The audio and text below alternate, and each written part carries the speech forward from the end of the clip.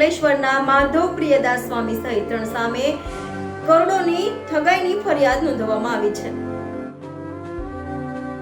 સુરત શહેરમાં વધુ એક સ્વામી વિરુદ્ધ ફરિયાદ નોંધાઈ છે। સુરતના ઉત્તરાણ પોલીસ મથકમાં અંકલેશ્વરના માધવ પ્રિયદાસ સ્વામી અને તેમના ભાઈ સહિત 3 સામે ફરિયાદ નોંધાઈ છે।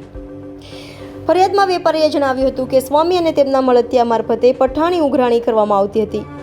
લેબગ્રૂમ મશીનનો સોદો રદ કરી સ્વામી અને બિલ્ડર ભાઈએ વેપારી પાસેથી 1.97 કરોડ પડવાયા હતા।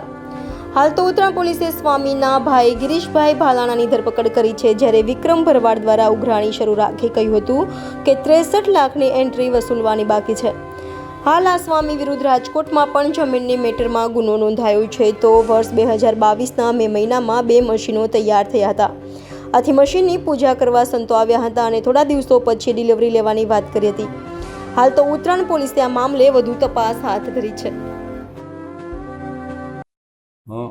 આ કામના ફરિયાદી દિલીપભાઈ કાનાણી જે છે તે લેબ્રોન ડાયમંડ મશીન બનાવવાનું કામ કરે છે।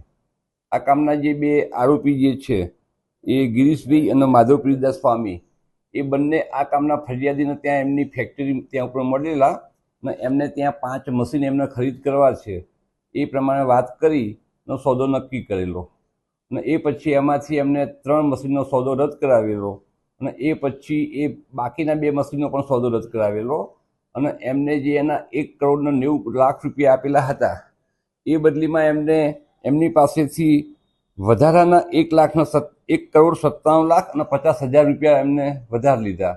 અને એમાં જે વિક્રમ ભરવાડ કરીને જે છે એને આ કામના ફરિયાદીને એવું કહ્યું એમ કે ભાઈ તમે અમને સમયસર અમારા પૈસા પાછા નથી આપ્યા એમ, જેથી અમને નુકસાન ગયું છે અને અમે અમારા આ જે કંઈ છે એ તમારા આટલા ઉપરના પૈસા આપવા પડશે એમ કરી અને વધારાના 1 કરોડ 97 લાખ 50,000 રૂપિયા લઈ જવા છતાં આ કામના જે ફરિયાદી અને સાહેદો જે છે એમને અવારનવાર ધમકી આપતા ટાંટિયા ભાગી નાખવાની, મારી નાખવાની, જેથી આ કામના ફરિયાદીએ ઉત્તરાણ પોસ્ટીમાં ફરિયાદ આપતા ગુનો રજીસ્ટર કરવામાં આવેલો છે અને આ કામે 1 આરોપી ગિરીશભાઈ ભાલારાનો અટક કરવામાં આવેલા છે।